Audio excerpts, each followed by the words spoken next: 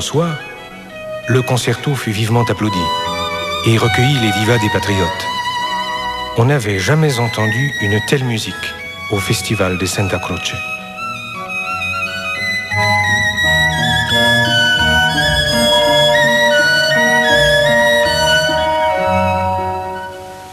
Cet épisode annonçait les tribulations qui devaient suivre pendant 39 ans.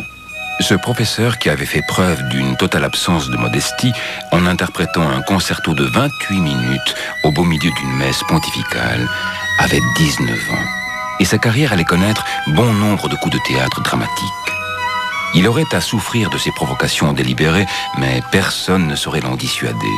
Il était possédé par son démon, et s'il y eut jamais artiste avec une foi aussi inébranlable en son destin, c'était bien Niccolò Paganini.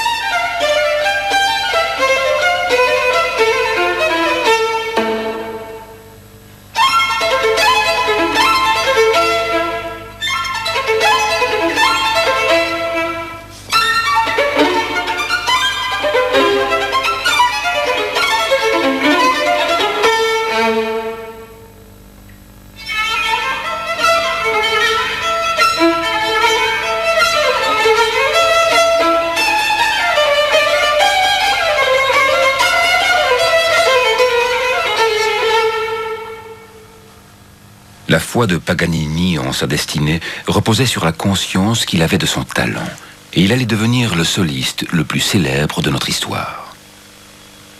Mais le destin devait réserver d'autres surprises à Niccolò Paganini, et la vie n'allait pas lui épargner les douleurs et la peine. Couvert de gloire, adulé comme aucun musicien ne l'avait jamais été, il souffrit avec une égale intensité des effets dévastateurs de la maladie, de la solitude, et des blessures plus secrètes que l'existence lui causa.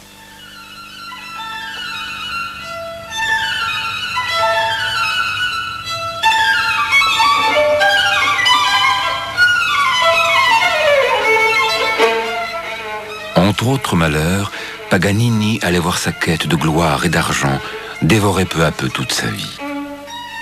En tant qu'interprète, il porta son art à des sommets jusqu'alors inégalés. Mais son œuvre de compositeur en souffrit, et la gloire qu'il avait tant courtisée allait réduire en cendres ses rêves de bonheur.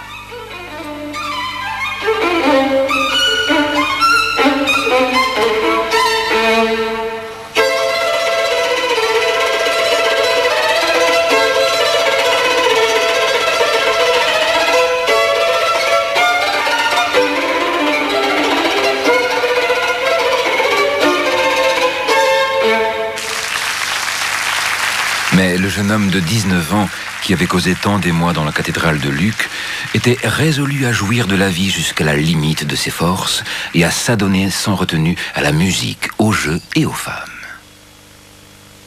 Il étonna le monde par son talent époustouflant et s'amusa de voir la société lui composer un personnage hors du commun. On ne cessa d'inventer des légendes pour permettre au public de goûter et de comprendre ce mystère merveilleux qu'était Paganini.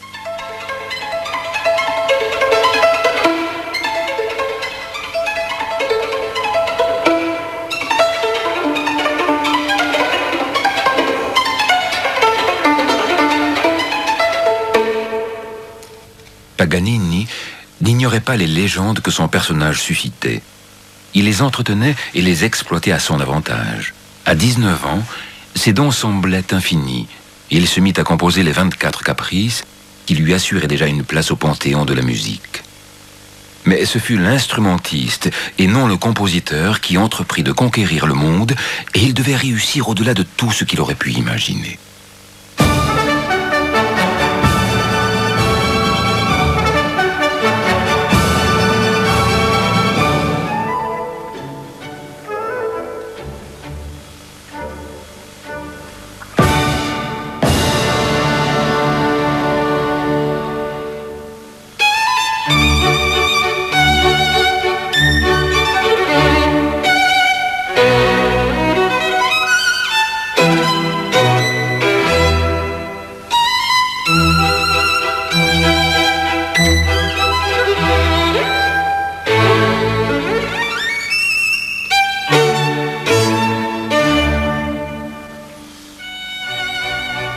s'exprime par des sons qui nous charment ou nous font fuir.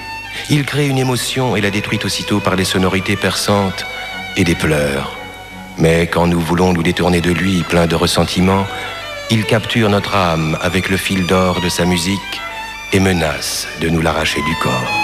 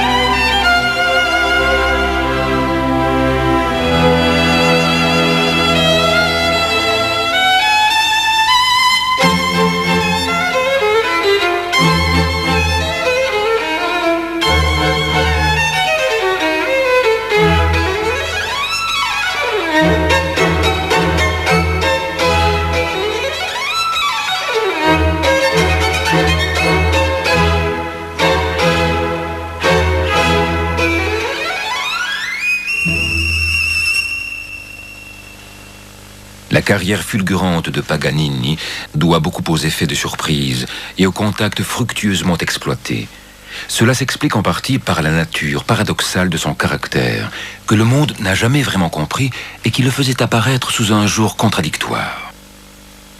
Paganini s'appliqua à exploiter ces contradictions, provoquant chez son public le ravissement, la confusion et parfois même le dégoût.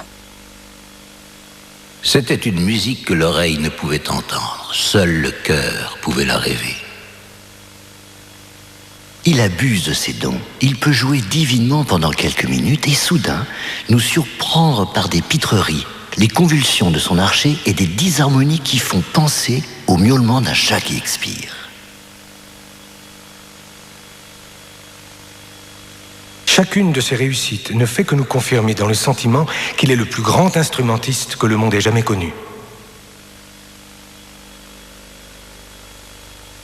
Cette musique ne me cause aucun plaisir, ce sentiment qui, chez moi aussi, entre la sensualité et la raison. Je ne vois aucun fondement à cette colonne de flammes et de fumée.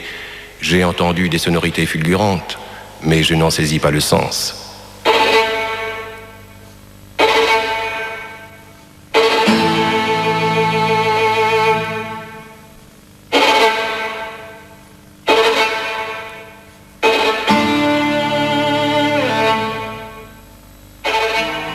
La première fois que je l'ai entendu, il m'a fait penser à Moïse, pratiquant ses tours de magie devant les Égyptiens.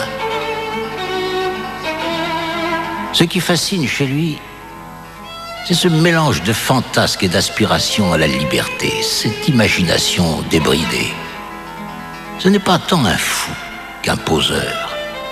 Son jeu est une espèce de hors-d'œuvre musical, un émétique que l'on avale à l'aide de vinaigre et de poivre. Ô monde insensé, ô goût singulier, ô public viennois si prompt à s'enthousiasmer, je n'ai jamais été si déçu que par ce soi-disant virtuose. Je ne comprends pas comment ceux qui ont entendu Romberg, Rode, Spohr et Lafont peuvent souffrir un instant ces artifices musicaux. Cela ressemblait davantage au piaillement des moineaux qu'à une œuvre musicale.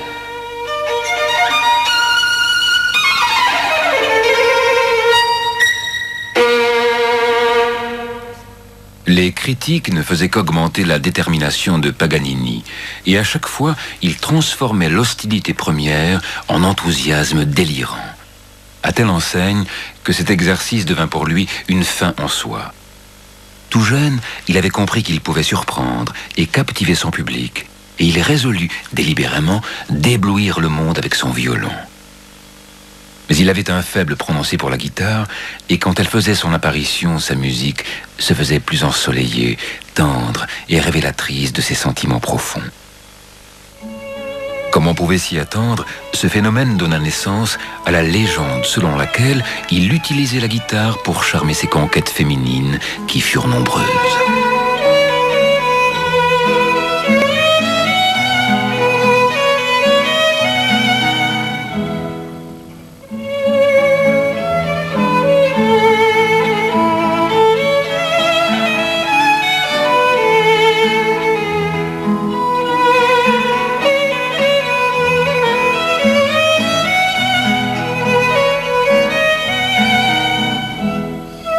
Niccolò Paganini naquit à Gênes, dans la ruelle de la Chatte-Noire, le 27 octobre 1782. Antonio, son père, était déchargeur. Il lui enseigna d'abord la mandoline, puis la guitare et enfin le violon. Son père lui transmit également la passion du jeu, un vice qui devait lui coûter cher dans sa jeunesse. Quand le succès arriva, il abandonna ce passe-temps. Mais bien plus tard, la passion du jeu devait le rattraper.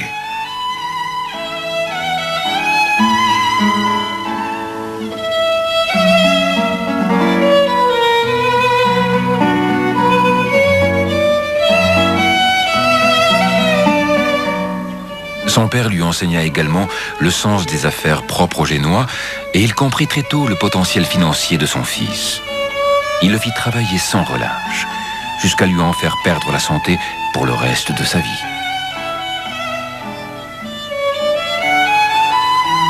Paganini déclara plus tard qu'il était difficile d'imaginer un père plus sévère.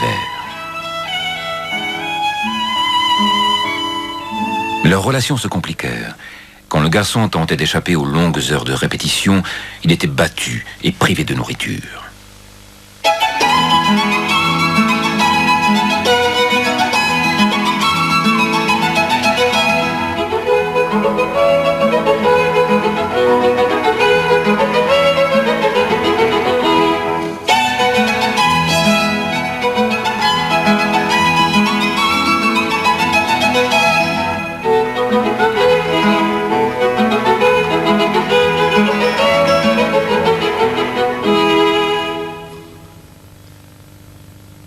Sa mère était également consciente des capacités de son enfant, en dépit de sa faible constitution et de maladies récurrentes, dont une qui faillit lui être fatale.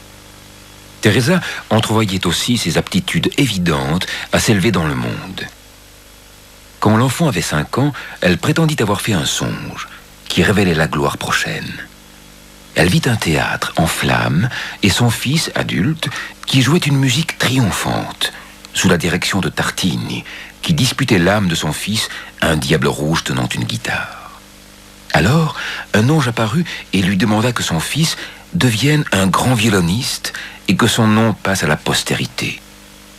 Un signe de l'ange lui fit comprendre que son vœu serait exaucé. Paganini se plut à répéter cette histoire tout au long de sa vie et jurait son authenticité. Quand sa mère mourut, il déclara qu'il était très malheureux de ne pouvoir lui clore les yeux. Mais le fait est qu'il était loin d'elle. Son fils Niccolò était, comme toujours, au service de son démon et à la poursuite de la gloire.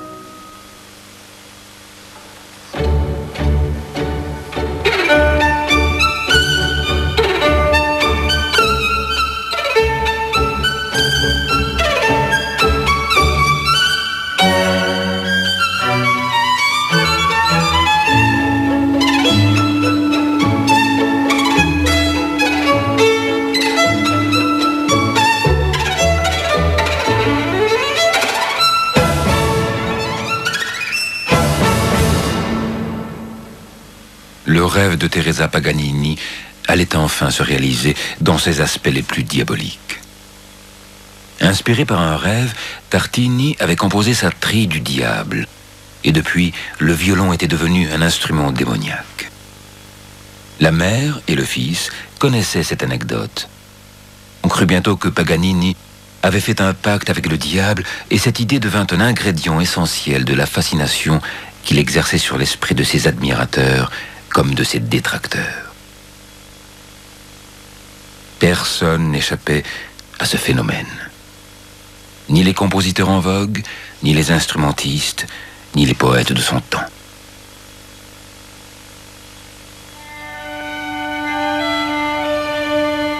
Les émotions qu'il provoquait étaient si singulières. La fascination qu'il exerçait sur l'imagination de ses auditeurs était si forte qu'il ne pouvait se satisfaire d'une explication rationnelle. De vieilles histoires de sorcières et de fantômes leur revenaient en mémoire. Ils essayaient d'expliquer le miracle de son jeu par son passé, de comprendre la magie de son génie en invoquant le surnaturel. Ils suggéraient même qu'il avait consacré son âme au diable. Il faut, pour le décrire, avoir recours à la poésie des contes de fées. Il y a dans son personnage quelque chose de si démoniaque que l'on croit distinguer tour à tour le pied fourchu du diable ou l'aile d'un ange. Il portait une redingote presque noire qui lui battait les chevilles et le faisait paraître très grand. Ses longs cheveux noirs tombaient sur ses épaules en boucles emmêlées et formaient un cadre sombre à son visage d'une pâleur cadavérique sur lequel les soucis, le génie et l'enfer avaient laissé des stigmates indélébiles. Dimanche de Pâques. Ce soir, je suis allé voir jouer Paganini. Quelle extase! Sous ses mains, les phrases les plus austères s'enflamment comme les déclarations de la Pythie. Dans l'Adagio de Paganini, j'ai entendu le chœur des anges. Nous ne reverrons jamais un homme comme lui. Quel homme, quel violon, quel artiste! Que de souffrances, que d'angoisses, que de tourments, ces quatre cordes parviennent à exprimer.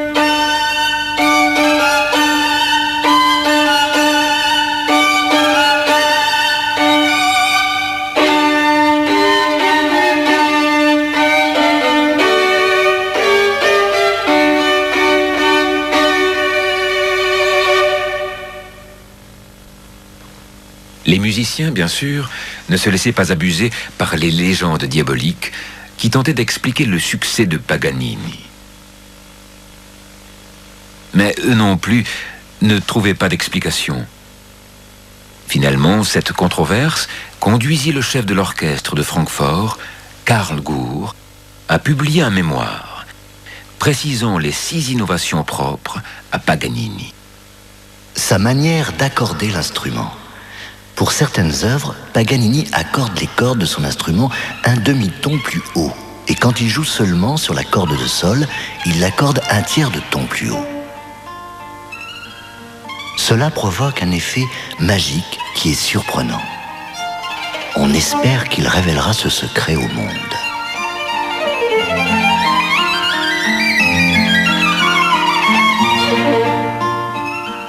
Sa technique de l'archet.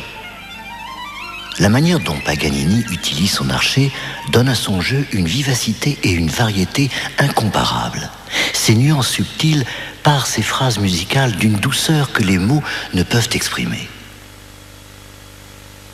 Mais la grande différence réside dans son étonnant staccato. Il fouette les cordes de son violon et joue des suites de notes avec une rapidité incroyable. Toutefois, les sonorités de son violon demeurent aussi lisses que des perles.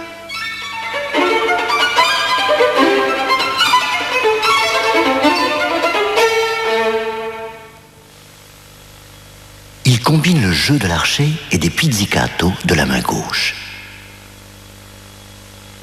Cette technique était en usage jadis en Italie, particulièrement à l'époque de Mestrino.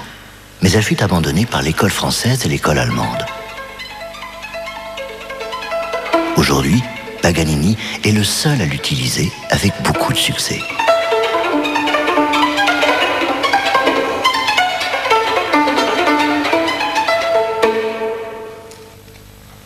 son utilisation de l'harmonie. On peut dire avec certitude que la clarté et la précision du jeu de Paganini doit beaucoup à sa maîtrise exemplaire de l'harmonie. Cela lui permet de jouer avec aisance des phrases musicales qu'il serait impossible d'exécuter sur cet instrument, et cela avec la plus grande facilité.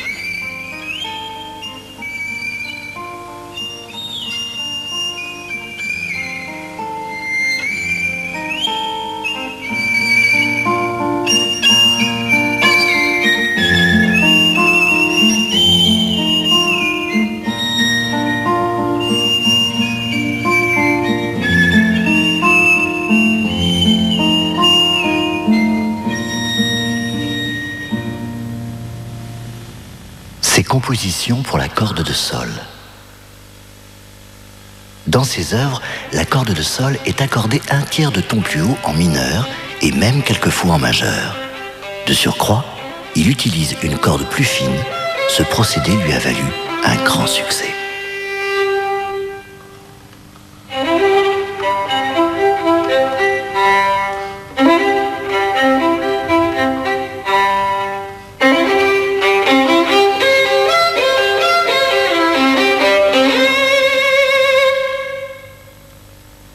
Les tours de force de Paganini. Il m'est impossible de les citer tous.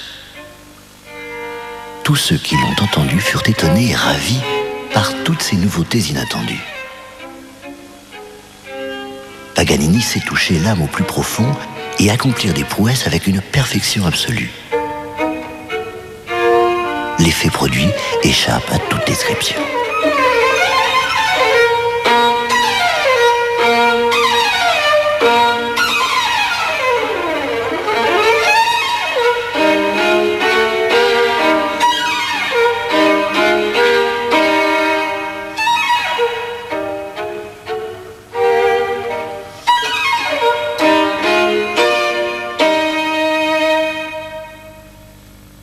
Le succès et l'argent suscitèrent bien plus que les légendes et la controverse. La jalousie, l'envie et l'hostilité qui les accompagnaient étaient des fléaux dont Paganini eut à souffrir toute sa vie. Ils le poursuivirent jusqu'à sa tombe. Son amour de l'argent et son obstination ne faisaient qu'attiser les flammes de la critique, le livrant ainsi sans cesse aux mains de ses détracteurs. Dans ces combats incessants qui ne firent que s'aggraver jusqu'à sa mort, Paganini eut la chance de pouvoir compter sur l'aide d'un avocat génois, Luigi Germi. Germi le conseillait, gérait son argent et devint son ami le plus fidèle, ainsi que son correspondant le plus assidu.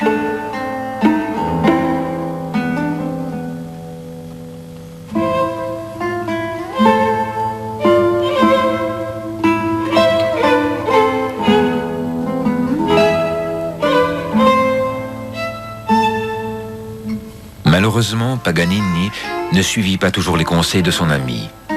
En 1814, alors qu'il avait 32 ans et qu'il était déjà passé maître dans l'art d'abandonner ses maîtresses, il ignora les avertissements de son ami Germi et refusa la demande de réparation d'un tailleur génois, Ferdinando Cavanna, dont la fille, Angelina, attendait un enfant.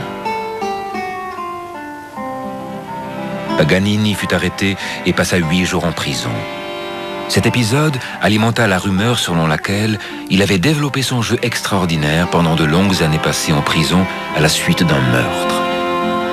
Cette légende devait hanter sa vie et lui causer bien des angoisses car, si elle ne mettait pas en péril sa quête de fortune, elle compromettait sa recherche de gloire et l'image flatteuse qu'il avait de lui-même. Paganini devint plus prudent avec les femmes. À 42 ans, il se mit à entretenir une liaison sans passion avec la soprano Antonia Bianchi. Mais cette aventure allait prendre un tour inattendu. Au moment même où il se lassait d'Antonia Bianchi, cette dernière lui annonça qu'elle attendait un enfant de lui. Le 23 juillet 1825, elle donna naissance à un fils.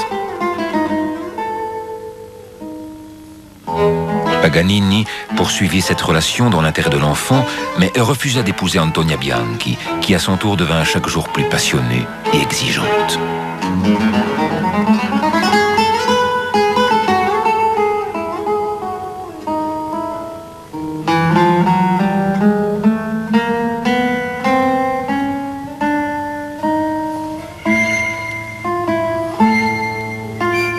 Paganini, une fois encore, le rêve avait fait place au cauchemar. Leur relation sombra dans la violence. Antonia menaça de détruire son violon et il exigea la séparation. À partir de ce moment-là, il consacra toute son affection à son fils, à qui il avait donné les noms de 3 conquérants: Achille, Cyrus et Alexandre.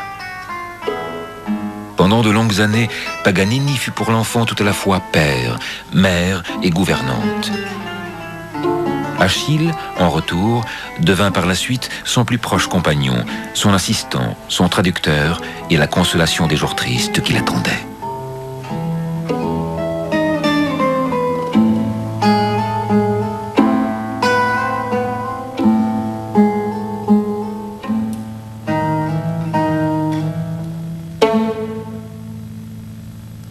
Au terme de 3 années d'une relation de plus en plus tendue, Paganini écrivait à Germi: « Tout est fini avec Antonia Bianchi. J'ai cru bon d'accepter son offre et je lui ai versé la somme de 2000 écus milanais pour solde de tout compte. Ici, à Karlsbad, j'ai commencé à prendre les eaux, parce que le public meurt d'envie de m'entendre. »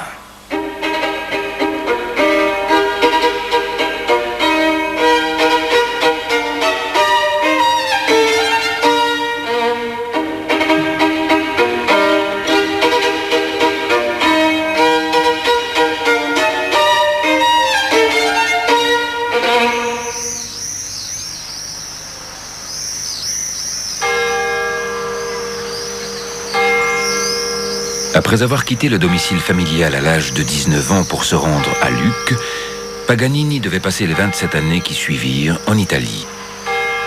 Sa réputation ne cessa de grandir depuis sa célèbre apparition à la messe de Santa Croce. Elle lui valut le poste de premier violon au théâtre. Les progrès de sa carrière ne laissèrent pas non plus indifférent Elise Bacciocchi, la sœur de Napoléon, princesse de Lucques et Piombino.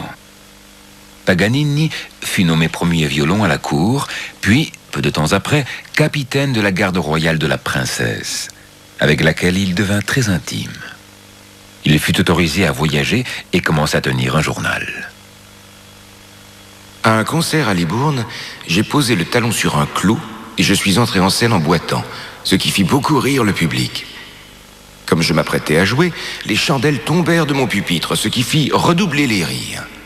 Enfin, au début du concerto, ma corde de mi céda et les rires redoublèrent. Mais quand ils me virent continuer à jouer sur 3 cordes, le public m'applaudit à tout rompre. Paganini n'oublia pas cet incident et en fit une nouvelle surprise de son répertoire. On l'accuserait même plus tard de briser volontairement des cordes.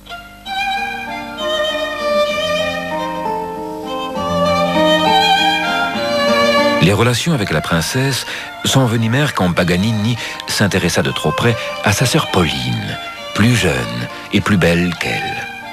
Et lorsqu'il se montra à la cour dans son uniforme resplendissant de capitaine de la garde royale.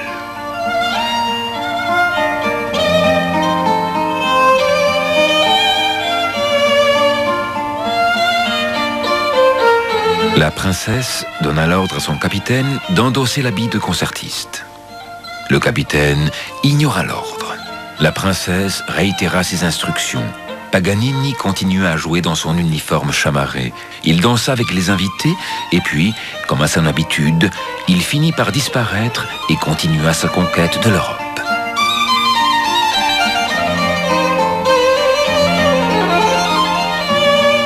Sa réputation avait déjà passé les frontières et il songea à voyager. Mais le succès lui était devenu indispensable et il attendit prudemment une invitation digne de son rang. Paganini avait 36 ans lorsque le prince autrichien Metternich le convia à sa cour. Sa fille avait entendu Paganini jouer à Rome et avait été séduite. Paganini décida de franchir les Alpes, mais la maladie et la prudence l'obligèrent à attendre 9 ans avant d'entreprendre ce voyage.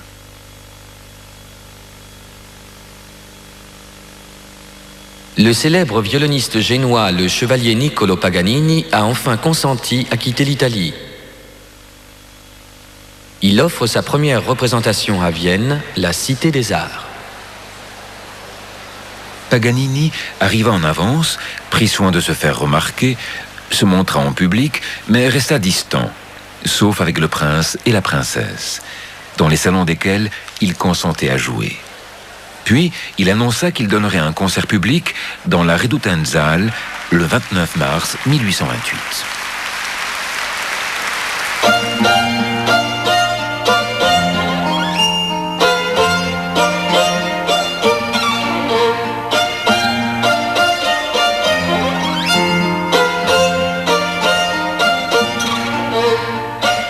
Jamais un artiste n'a causé tant d'émoi dans ses murs que ce dieu du violon. Jamais le public ne s'est précipité avec tant d'enthousiasme à un concert. Et jamais la renommée d'un virtuose ne s'est à ce point propagée jusque dans les classes les plus humbles de la population.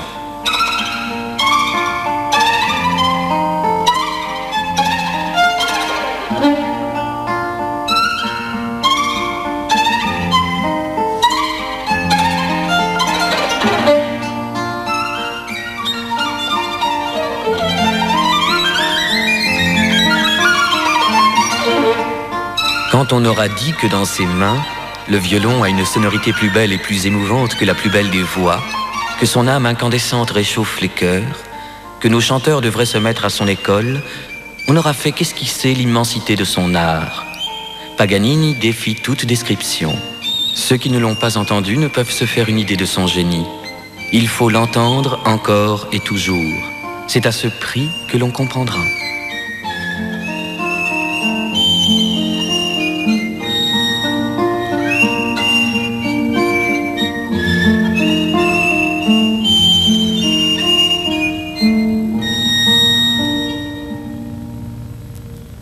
Pour ce musicien qui était devenu le premier virtuose romantique, l'heure de gloire avait sonné.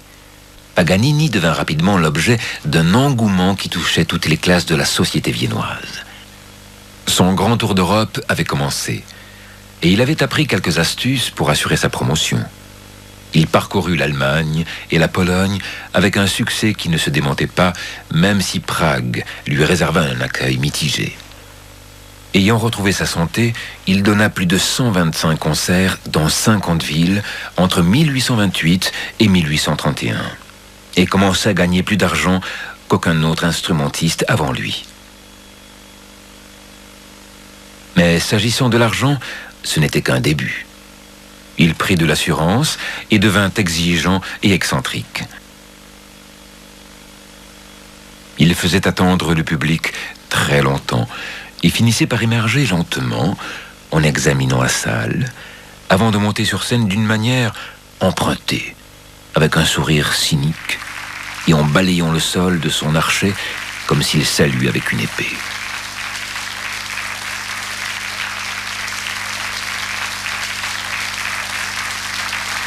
Il avait appris à gérer son succès et se résolut à jouer à Paris, certain que cette ville serait son plus grand défi.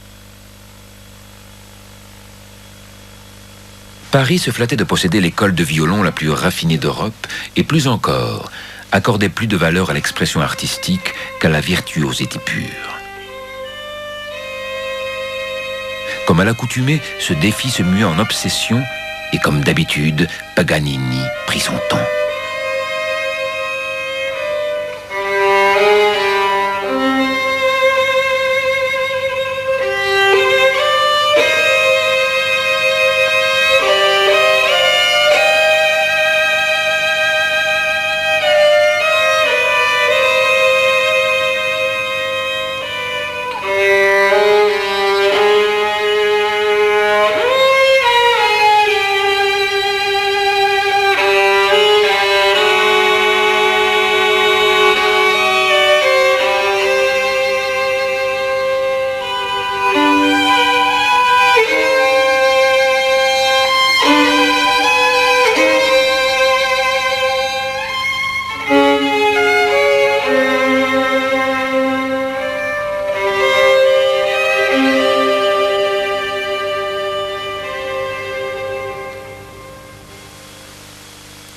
Paganini avait d'autres raisons de ne pas se précipiter à Paris.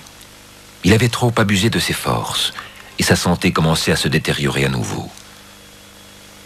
Il était affligé d'une toux chronique et ses intestins étaient rongés par les innombrables médicaments qu'il ingurgitait, y compris par le mercure pour traiter la syphilis.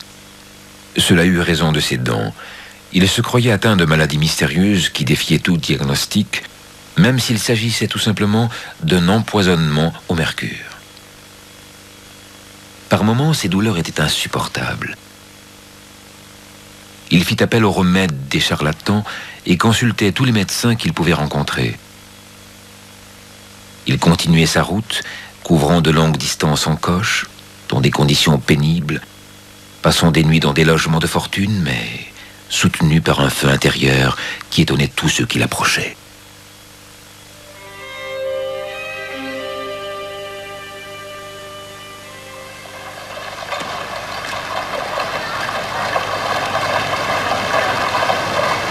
Paganini arriva à Paris avec son fils, âgé alors de 6 ans, le 24 février 1831.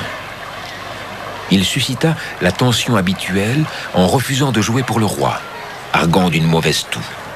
Il refusa également des invitations à se produire en concert. Le 5 mars, avec l'aide de Rossini, il annonça son intention de jouer à un concert de gala à l'opéra, et ceci avec un prix d'entrée double du prix habituel. L'opéra accueillait ce soir-là le public le plus distingué et le plus brillant que Paganini eût jamais affronté. Il y avait là Théophile Gautier, Eugène Delacroix, George Sand, qui à l'occasion s'était habillé en homme pour pouvoir accéder au parquet, ainsi que Rossini, Cherubini, Auber, Heinrich Heine et le jeune Franz Liszt, qui fut si impressionné par cette expérience qu'elle allait marquer un tournant décisif dans sa vie et sa carrière.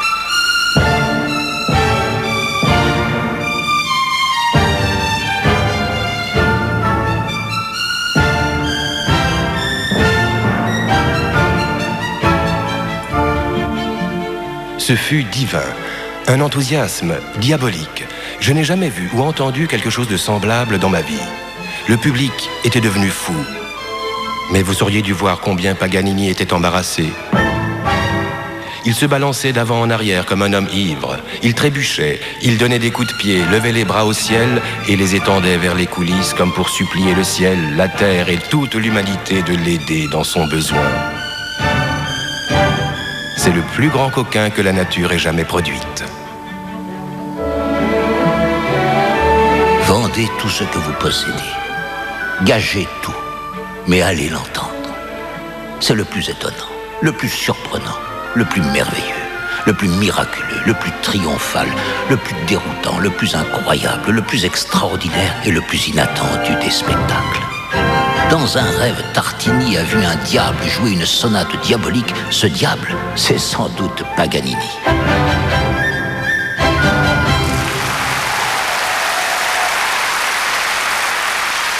Les voix des critiques furent noyées sous le flot des louanges, et Paganini écrivait à Germi: « Il m'est impossible de te décrire le triomphe prodigieux que j'ai obtenu à Paris. Avant-hier, j'ai signé un contrat avec Laporte, l'impresario du King's Theatre, par lequel je me suis engagé à entamer une série de concerts au début du mois prochain et à me produire au moins 6 fois en 8 semaines. J'ai été surpris par l'affluence constante à ces concerts parisiens qui se sont succédés en si peu de temps. Si seulement j'étais venu ici il y a 1 an, j'aurais pu gagner 1 million. » En 6 semaines, Paganini donne 11 concerts, qui lui rapportent 158 000 francs.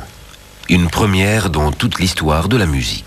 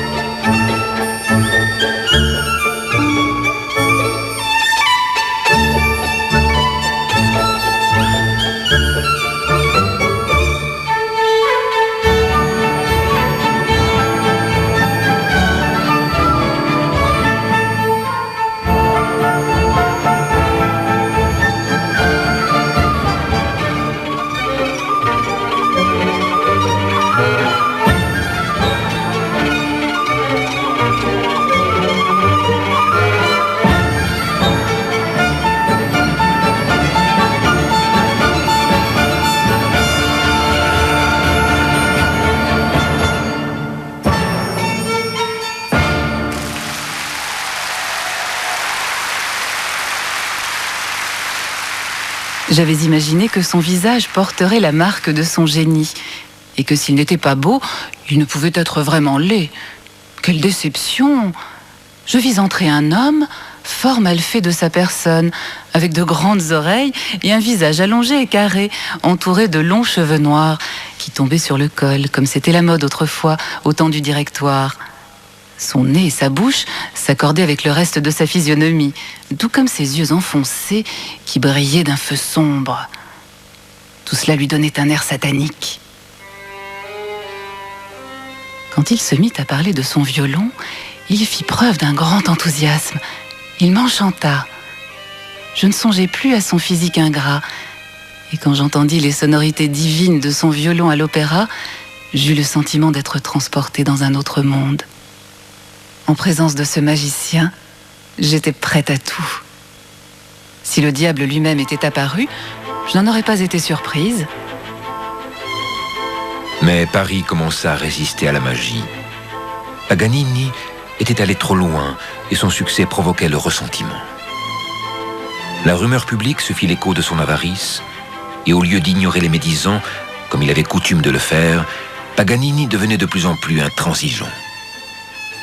Le rythme effréné de son existence, sa santé chancelante, l'effet des médicaments et le fardeau de la célébrité concouraient à le rendre nerveux et imprévisible. Il refusa de jouer à un bal de charité, ce qui déclencha un tollé dans la presse. Il commit l'erreur de se justifier publiquement et en dépit de ses dons à des œuvres de charité pour tenter de contrer la vindicte publique, tout ce qu'il entreprenait se retournait contre lui. Les vieilles légendes de son passé de bagnard et de son pacte avec le diable circulaient dans Paris. On disait qu'il était très affaibli. On s'inquiétait pour sa vie en disant que s'il survivait à la traversée de la Manche, le brouillard de Londres aurait sans doute raison de lui. Après ses triomphes parisiens, Paganini était mal préparé à affronter l'atmosphère très différente de Londres. La ville était en proie à de grands bouleversements économiques et politiques. Il souffrait du bruit et du climat et ne s'entendait pas avec les Anglais qui lui semblaient aussi exotiques qu'ils l'étaient pour eux. Le pays se trouve dans une situation déplorable. Une activité fiévreuse a saisi la population, qui craint pour son avenir, car personne ne sait de quoi demain sera fait. Paganini, dérouté et malade, fit une série d'erreurs qui allaient ternir à jamais sa réputation en Angleterre. Mais il ne s'en souciait pas, car seul l'argent l'intéressait.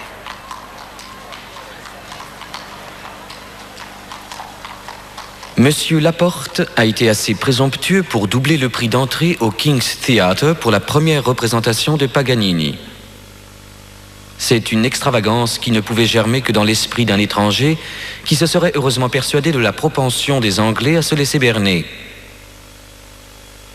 D'autres avant lui ont eu cette présomption, mais aucun ne s'était aventuré aussi loin dans une telle manœuvre. À n'en pas douter, le bon sens de la majorité des habitués du King's Theatre l'emportera, et la meilleure parade à cette tentative d'extorsion sera de bouder le théâtre jusqu'à ce que Laporte et son idole exotique aient retrouvé le sens commun.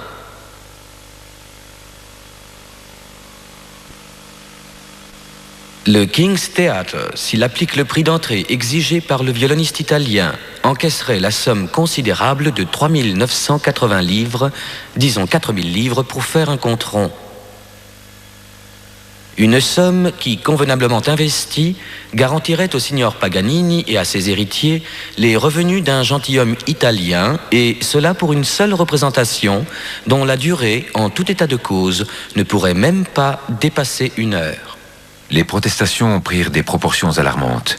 Paganini annula le concert, prétextant une maladie diplomatique, et écrivit au Times. Accoutumé à doubler le prix d'entrée dans tous les pays d'Europe où je me suis produit, et peu au fait des pratiques de cette capitale que je ne connaissais pas, j'ai cru pouvoir m'en tenir à mes conditions habituelles.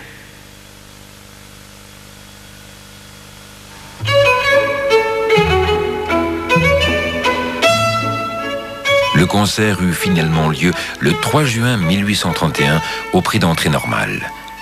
Le maestro, se souvenant qu'il n'avait pas réussi à endiguer le ressentiment des Parisiens, résolut d'ignorer toute la controverse et d'extorquer tout ce qu'il pourrait d'une nation qui avait, à son avis, exploité sa chère Italie.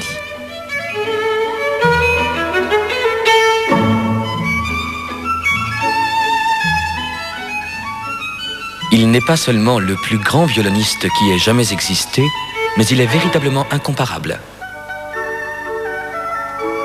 Il faut l'entendre pour pouvoir se faire une opinion. Il est le plus grand phénomène musical de notre époque et sans doute de toute l'histoire. 5 jours après ce premier concert, Paganini écrivait à Germi: Si tu pouvais lire la presse britannique, tu verrais quel enthousiasme frénétique j'ai suscité chez ces Anglais si froids face à mon premier concert dans le grand opéra italien. Toute la salle, le parterre, les loges, les galeries ressemblaient à une mer agitée par la tempête.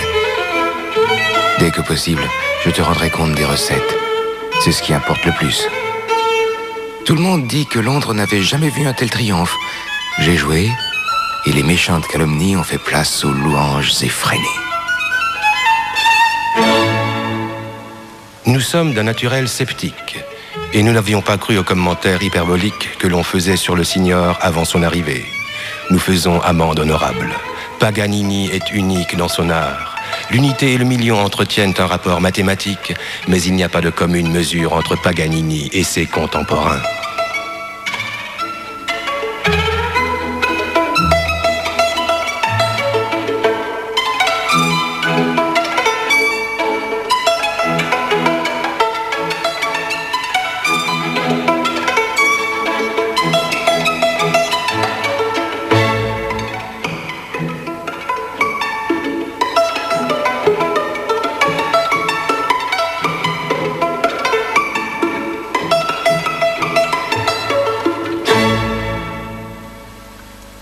La musique de Paganini avait remporté la victoire, une fois de plus, mais toutes les calomnies n'avaient pas fait place aux louanges et la presse anglaise continua à le présenter comme un personnage grotesque et antipathique, en dépit de l'enthousiasme de la critique. Le maestro avait d'autres préoccupations. Il avait fait le compte des recettes de ses 6 premiers concerts à Londres. Ils avaient rapporté 10 212 livres et 11 pence. Il donna 151 concerts en 12 mois et ce qu'il gagna au cours de cette année revenait à 5 fois son poids en or. Une somme inimaginable à l'époque, du jamais vu. Paganini était arrivé au sommet de sa carrière.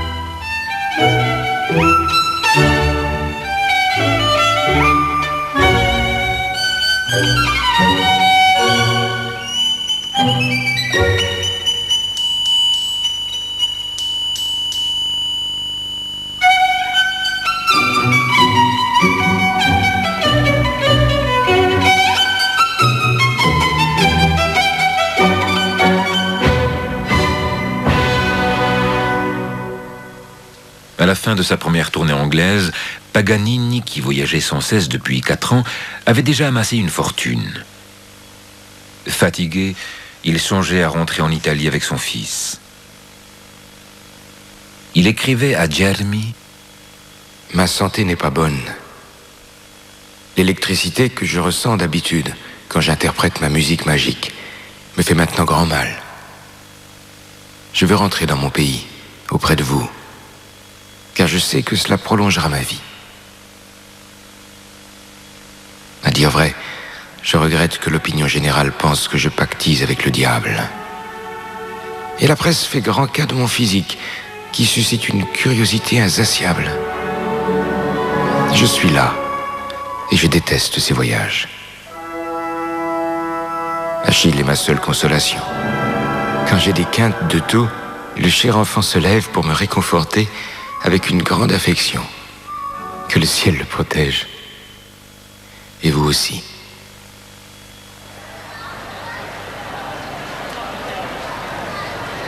De retour à Paris en novembre 1833, Paganini fut victime d'une hémorragie pulmonaire et écrivit sur le champ à Gelmi. Je vais si mal que j'ignore si je me remettrai. Mes poumons sont atteints. J'ai une hémorragie. Je ne sais que te dire. Je serais heureux que tu viennes à Paris. 3 semaines plus tard, il écrivait « Je suis guéri. Quand je t'ai griffonné ma lettre du 24, les médecins ne me donnaient plus que quelques heures à vivre. En août, je viendrai t'embrasser sans faute, et je passerai l'automne et l'hiver avec toi. » Mais il allait oublier ses bonnes résolutions. Il ne résista pas à une invitation à venir jouer en Angleterre. En dépit de sa santé fragile, il ignora une fois de plus les conseils de Gelmi. Il retourna à Londres, mais l'intérêt qu'il suscitait auprès du public s'était dissipé. Il se produisit devant des salles à moitié vides et écrivit à Gelmi qu'il avait fait une erreur. Avant de quitter l'Angleterre, Paganini lança sa flèche du Parthe. « Vous déboursez sans compter pour vos plaisirs et pour satisfaire à votre vanité. Vous m'avez mis à la mode, vous m'avez vu jouer, vous m'avez écouté plus volontiers que votre lord chancelier. Vous êtes pressé à mes concerts et vous m'avez permis de m'acheter un domaine à Parme. Vous avez reproduit ma physionomie dans toutes vos gazettes. Vos seigneurs m'ont invité à souper. Vos ladies m'ont convié à leur thé et vos édiles m'ont prié à dîner. Mais je ne vous dois rien. J'ai comblé votre appétit de beauté et de nouveauté. Vous avez rempli mes poches. Nous sommes quittes.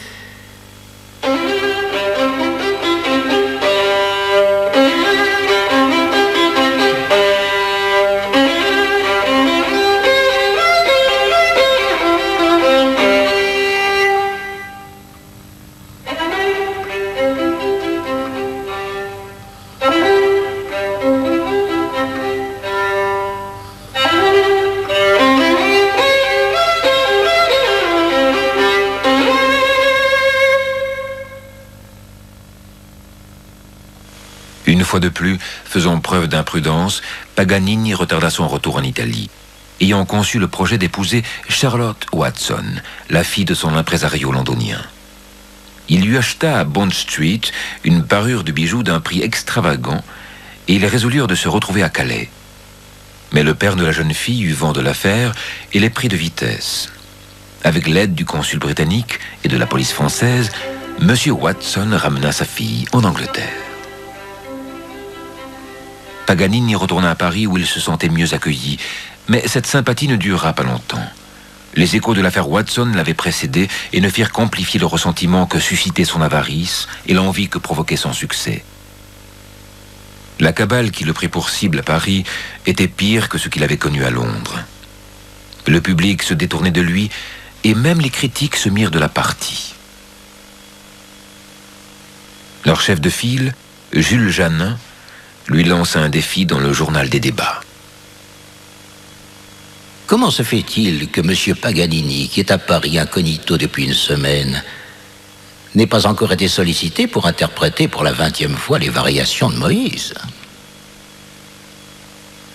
Je connais un moyen infaillible qui lui ferait retrouver l'admiration et l'estime du public. Il lui suffirait de prendre son violon et de donner un concert de charité au profit de l'hospice de Saint-Étienne. S'il fait cela, il deviendra le musicien le plus célèbre du monde. Paganini, qui était malade et qui pensait avoir assez souffert de la vindicte de la presse, répondit sur le champ. Le singulier stratagème employé par votre spirituel éditorialiste pour m'inciter à donner un concert de charité me contraint à répondre sur le champ. Depuis plus de 3 mois, je n'ai pas donné un seul concert en France. Ma santé exige un repos absolu et je suis sur le point de retourner à Gênes, ma ville natale, où j'ai l'intention de demeurer le temps nécessaire à ma convalescence. J'ai donné 2 concerts de charité à Paris Qui peut douter que je ne serais pas ravi d'en donner un troisième? J'espère que vous voudrez bien publier ces quelques lignes dans votre prestigieux journal.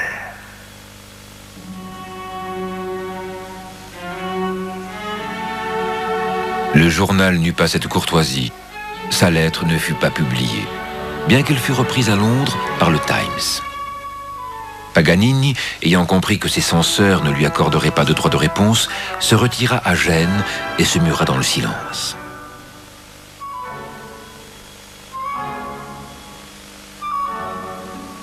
Il était malade et épuisé. Il arriva à Gênes au début d'octobre 1834. Son tour d'Europe avait duré un peu plus de 6 ans et demi.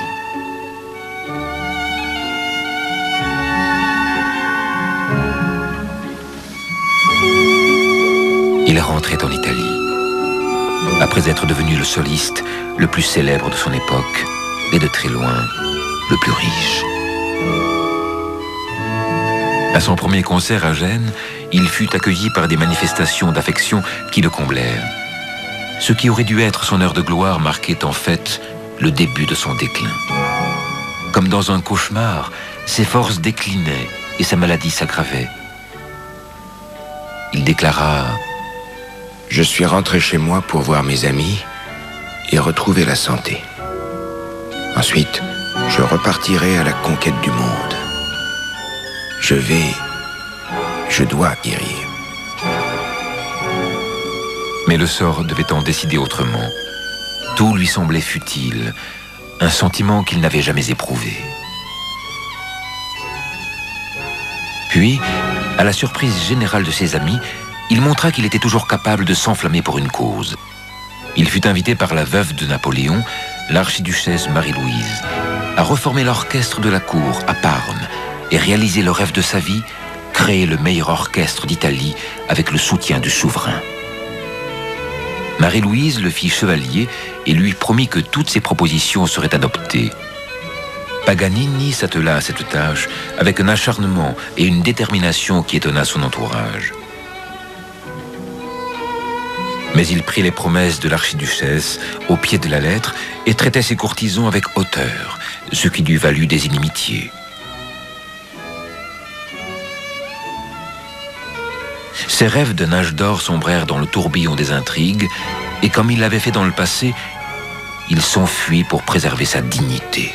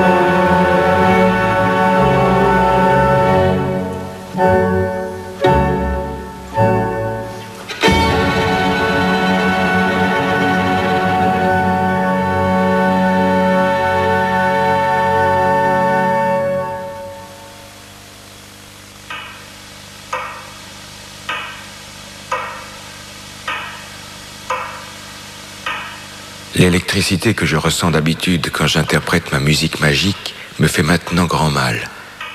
Je veux rentrer dans mon pays, auprès de vous, car je sais que cela prolongera ma vie. Je vais et je dois guérir.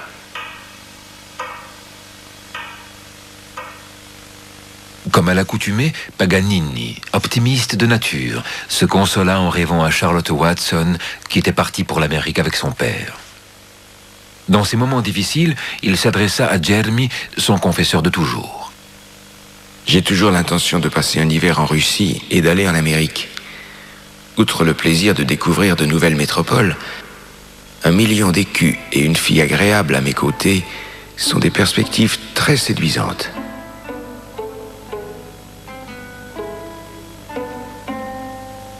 Son organisme s'affaiblissait à nouveau et la syphilis commençait à affecter son esprit. Son humeur était devenue très instable, oscillant entre le désespoir et l'optimisme débridé, accompagné d'illusions de grandeur. Il consulta de nouveaux médecins et se chercha un nouveau projet pour se changer les idées. Ce qui ne tarda pas à se présenter, il fut invité à investir dans la construction d'un nouveau casino à Paris qui devait s'appeler le Casino Paganini. Il investit des sommes considérables, mais ne put assister à l'ouverture, en raison de sa maladie et d'une paralysie du larynx qui avait pratiquement détruit sa voix. Malgré le refus de la commission des Jeux d'accorder la licence au casino, un concert y fut organisé sans autorisation, ce qui entraîna la fermeture du casino par les autorités. Il s'ensuivit une série de procès. L'un des directeurs fut emprisonné et les autres poursuivirent Paganini en justice, lui réclamant des dommages et intérêts. Avec son optimisme naturel et persuadé que ses adversaires lui faisaient un mauvais procès, Paganini les traîna en justice à son tour. Il perdit le procès et écrivit à son avocat « J'apprends que je viens d'être condamné par une juridiction civile à payer 20 000 francs de dommages et intérêts. Je ne comprends pas ce singulier jugement et je vous serai gré de me l'expliquer. » Paganini fit appel et à la grande surprise de son avocat fut débouté. Je suis si choqué et affecté que je crains de ne pas trouver la force de vous dire ce qui est arrivé. La Cour a porté les dommages à la somme exorbitante de 50 000 francs. Pour vous résumer l'affaire, la Cour a jugé un homme que l'opinion publique décrit comme un personnage capricieux et excentrique. Et elle a voulu frapper un individu qui a la réputation d'être riche à millions.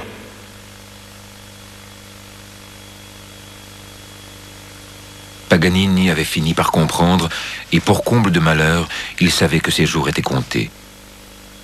Mais il allait tout de même réserver une dernière surprise au monde. Berlioz avait subi un échec cuisant avec son opéra Benvenuto Cellini. Selon Jules Janin, le désespoir de Berlioz se lit sur son visage. Il n'est plus le titan intrépide, mais un homme brisé. Paganini assista à une représentation de Harold en Italie, le 16 décembre 1838. La scène qui suivit allait émouvoir tous les témoins, confondre ses adversaires et même convertir certains de ses critiques les plus féroces. Le concert venait de s'achever. J'étais en âge et je tremblais d'épuisement quand Paganini, suivi par son fils Achille, vint à ma rencontre à la porte de la fosse d'orchestre en gesticulant violemment. Il était impossible de deviner ce qu'il disait.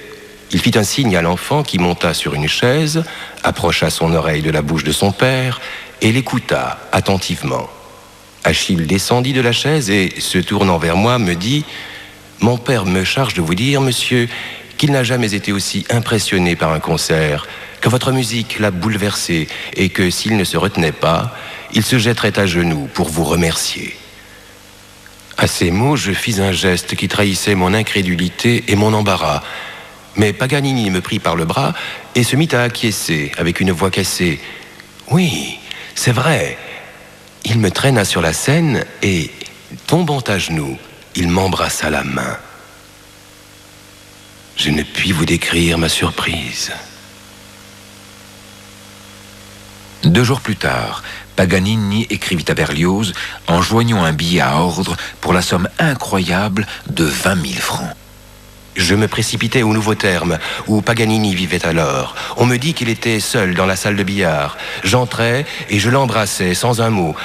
Après quelques minutes, alors que je bredouillais des mots de remerciement, Paganini, que je comprenais mieux dans cette pièce vide, m'interrompit avec ces mots. « Ne dites rien, plus un mot.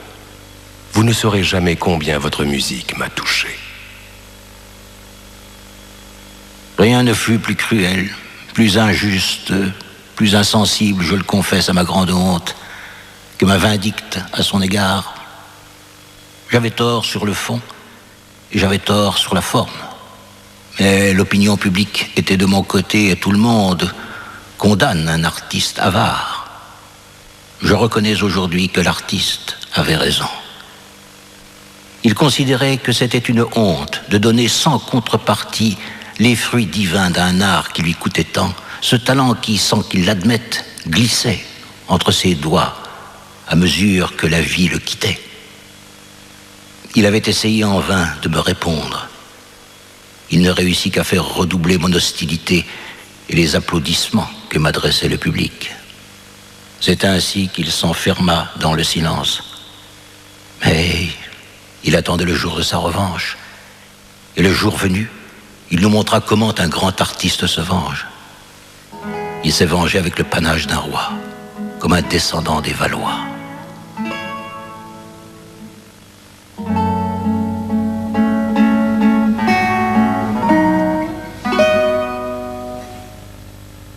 Paganini avait fait un dernier geste grandiose. Il continua à entretenir l'espoir qu'il guérirait, mais il mourut à Nice, moins d'un an plus tard, le 27 mai 1840, souffrant misérablement de multiples maladies. Il avait alors 57 ans.